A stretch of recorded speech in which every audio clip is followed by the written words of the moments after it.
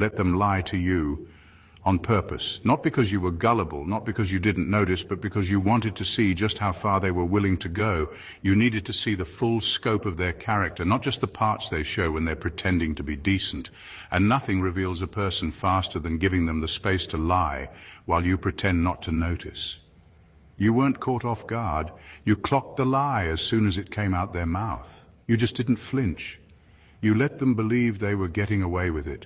You watched them pile on more lies, one after another, not realizing you were keeping receipts, not physical ones, but spiritual ones. You were taking mental screenshots, storing patterns and connecting dots. You weren't hurt by the lie, you were disappointed by how easy it was for them to look you in the eye and do it. But you needed that disappointment. You needed to know the truth of who they were when they thought you weren't paying attention. That's why you didn't interrupt. That's why you didn't confront them right away. Because catching them in a lie wouldn't have exposed what they're capable of. Letting them lie without resistance did. You were studying the depth of their deception. You weren't just catching them in the act. You were watching them build a world of dishonesty with confidence. What they never considered was that you were trained for this.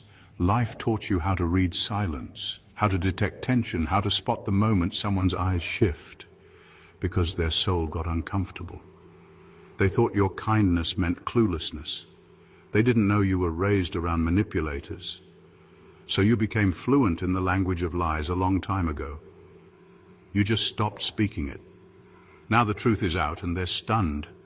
They can't believe you knew all along, but that's the part that stings the most for them. Not that they lied, but that you let them lie and still kept your power. You didn't expose them on their timeline. You waited until the damage was already done to them, and now there's no coming back from it. You let them walk into their own trap, smiling.